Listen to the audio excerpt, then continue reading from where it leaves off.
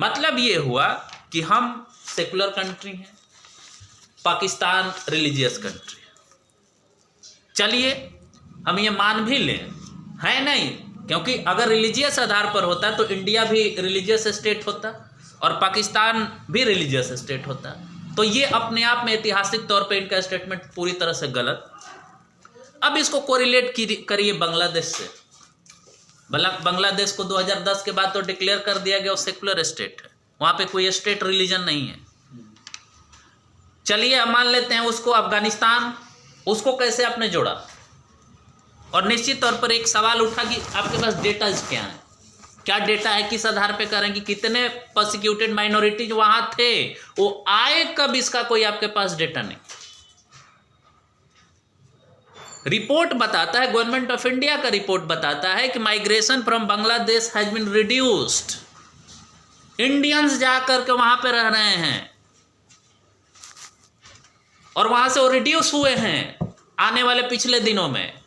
मतलब पिछले दिनों का अगर हम रिकॉर्ड देखें तो बांग्लादेशी लोगों का आना कम हुआ है इंडिया में।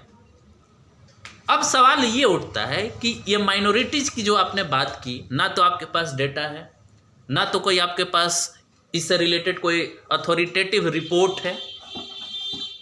और ठीक है, रिलीजियस प्रोसिक्यूशन आप कह रहे हैं, तो रिलीजियस प्रोसिक्यूशन को आप बताइएगा ना, किस आधार पे बताइएगा कि ठीक है आप पाकिस्तान को मान लीजिए कि वो रिलीजियस स्टेट है, बांग्लादेश को कैसे आप कहेंगे? अब सवाल ये उठता है कि ठीक है रिलीजियस प्रोसिक्यूशन अब मान लेते हैं कि पाकिस्तान में होता है, बांग्लादेश में होता है, अफगानिस्तान में होता है, चाइना में क्या नहीं होता है? वहाँ पे उइगुर मुस्लिम्स नहीं हैं, उनके साथ भी होता है। म्यांमार में बुद्धिज्म क्या है, स्टेट रिलीजन है, वहां भी रोहिंग्या के साथ हो रहा है, आप उनको क्यों नहीं कंसीडर कर रहे हैं? श्रीलंका, वो भी एक रिलीजियस कंट्री है जहां पर बुद्धिज्म स्टेट रिलीजन है, उसको क्यों आप नहीं बुला रहे हैं? तो ये लॉजिक, इस लॉजिक को आपको तर्क के आधार पर करना होगा। ये लॉजिक कैसे सही है?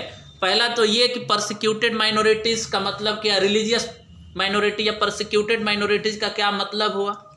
क्या इन्हीं तीनों देशों में है?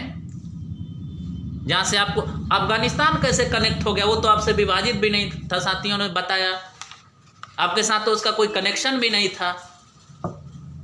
और फिर चाइना, फिर म्यांमार, फिर श्रीलंका, ये सबको क्यों एक्सक्लूड आप कर रहे हैं? और इन्हीं कंट्री में, पाकिस्तान में और अफगानिस्तान में भी कुछ रिलीजियस परसिक्यूटेड मुस्लिम्स हैं, हजारा वगैरह, बलोच वगैरह। तब आप ये रीजनेबल नेक्सस कैसे बनाएंगे? संविधान में जो कह रहा है कि एक रीजनेबल नेक्सस होना चाहिए दोनों के बीच, यानी जो क्लासिफिकेशन आप कर रहे हैं, क्लासिफिकेशन मतलब ये पांचों माइनॉरिटीज, उसमें एक मुस्लिम को हटा दिए, आप उसमें गृह मंत्री का तर्क ये होगा या उस पक्ष का तर्क ये होगा कि हम मुस्लिम को निकाले हैं इसलिए कि वहां पे वो माइनॉरिटीज में है, उनका ये तर्क है। मेजोरिटी में, हाँ, वहां पे मेजोरिटी में है मुस्लिम्स, इसलिए मुस्लिम को हम निकाले हैं और वहां जो माइनॉरिटी में जो रिलीजन वाले हैं उनको हम इंक्लूड कर रहे हैं, ठीक है। लेकिन फिर ये सवाल आएगा, अब ये देखिए, एक बात ध्यान में रखिएगा कि बहुत लोग हैं इस देश में जो जुडिशियरी से अपेक्षा कर रहे हैं कि जुडिशियरी रूल ऑफ लॉ का इंटरप्रिटेशन ऐसे करेगी, क्योंकि बहुत सारे केसेज में ऐसे की है। अब कितना उम्मीद आपको है, कितना हमको है, ये सिचुएशन पे डिपेंड करेगा। वो जुडिशियरी का आप ये भी हाल जान रहे हैं कि कुछ केसेज ऐसे हैं जिसमें वो बहुत अच्छे से वो चीज़ों को की है, लेकिन कुछ ऐसे भी चीज़ें हैं इमरजेंसी के दौरान का, जैसे उस दिन भी एक केस का आपने रेफरेंस दिया था, शिवकांत शुक्ला का केस, हैवियस कॉर्पस केस के नाम से वो जाना जाता है। उसमें यही PN भगवती साहब थे, BR कृष्णा अय्यर साहब थे, जो आज माना जाता है कि सबसे डायनेमिक जजेज में से एक रहे हैं लोग, लेकिन यही लोग थे जिसमें इमरजेंसी को जस्टिफाई किए थे, इमरजेंसी को जस्टिफाई किए थे अय्यर साहब, वो बुक वहां पे है एक सामने, वही लोग जस्टिफाई किए थे कि नहीं इमरजेंसी सही है और आपको आपको आपको आपको हैबियस कॉर्पस का राइट नहीं है,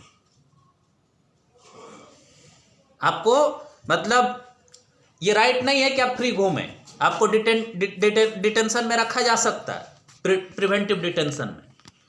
तो जुडिशरी क्या करेगी? नहीं करेगी। अगर उस पे आप छोड़ दें, क्योंकि जुडिशरी का स्कोप लिमिट है, वो एक लीगल एंटिटी है, वो इस बात को चैलेंज नहीं कर सकती है कि पार्लियामेंट ने कानून क्यों बनाया। अगर संविधान का प्रोविजन लगता है उसको कि वायलेट हुआ है, तब वो चैलेंज कर सकती है, उस पर सवाल उठा सकती है। जैसे आप इसी केस में देखिए, बहुत सारे रिट पिटिशंस फाइल हुए थे सुप्रीम कोर्ट में।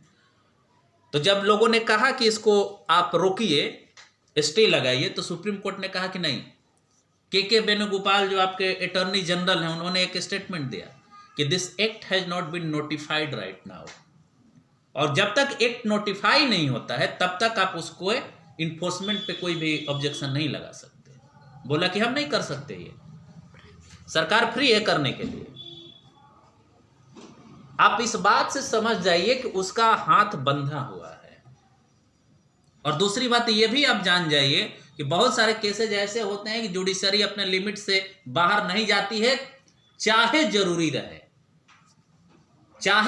रहे वो अपने लिमिट से बाहर नहीं जाएगी। अगर उसको लागू करवाने का मन हो जाएगा तब। एग्जाम्पल उठा लीजिए, जब एनआरसी आसाम हो रहा था तो गोगोई साहब थे चीफ जस्टिस ऑफ इंडिया। उन्होंने बोला, एक एफिडेविट में सरकार ने फाइल किया कि इतना ट्रिब्यूनल्स है, तो उन्होंने क्या कहा, ये 999 क्यों नहीं हो सकता, क्यों आप लेट कर रहे हैं, जबकि ये जान रहे हैं गोगोई साहब कि कितना ज्यादा वहां लोगों का राइट्स का वायलेशन हो रहा है। ट्रिब्यूनल्स कैसे काम कर रहे हैं, अपॉइंटमेंट प्रोसेस क्या है, नेचुरल जस्टिस है ही नहीं। तो एक जुडिशियरी का क्या माइंडसेट हो सकता है किसी इशू के प्रति, आप तय नहीं कर सकते। इसलिए ये लड़ाई केवल कानूनी नहीं है। आप ज्यादा से ज्यादा ये फोकस करें, या करना होगा हम लोगों को कि ये लड़ाई पॉलिटिकली लड़ा जाए, पॉलिटिकल लेवल पर लड़ा जाए। आप ये भी जानते हैं जुडिशरी चाहे तो उसको जस्टिफाई भी कर सकती है। वो बोल सकती है कि हाँ रीजनेबल क्लासिफिकेशन है, केवल मुस्लिम नहीं इंक्लूड हुए तो क्या हो गया, वहां पे तो मेजोरिटी में है, उनके साथ कैसे परसिक्यूशन हो सकता है। और वो ये भी कह सकती है, देखिए तरीका होता है उसके इंटरप्रिटेशन का। अगर वो एकदम लिटरल लेवल से कर रही है इंटरप्रिटेशन, तब हो सकता है कि इस कानून को सही मान ले। इसलिए ये लड़ाई केवल कोर्ट का नहीं, निश्चित तौर पर एक डायमेंशन है जहां से हम लड़ाई जीत सकते हैं, लेकिन ये लड़ाई कोर्ट का नहीं है। एटलीस्ट ये लड़ाई बड़े स्तर का है, ये लड़ाई राजनीतिक है। उससे आप उतना ही अपेक्षा रखें जितना उसका लिमिट है, उस लिमिट से वो बाहर नहीं जाएगी। हाँ, निश्चित तौर पे आपके पास पॉइंट्स हैं। एक तो ये पॉइंट है कि रीजनेबल क्लासिफिकेशन नहीं है, दूसरा पॉइंट ये है कि right to life and personal liberty का वायलेशन है। ये किसी के साथ, ये अनुच्छेद 21 किसी के साथ डिस्क्रिमिनेशन नहीं करता, ये सबको अधिकार देता है, चाहे वो एलियन हो चाहे फॉरेनर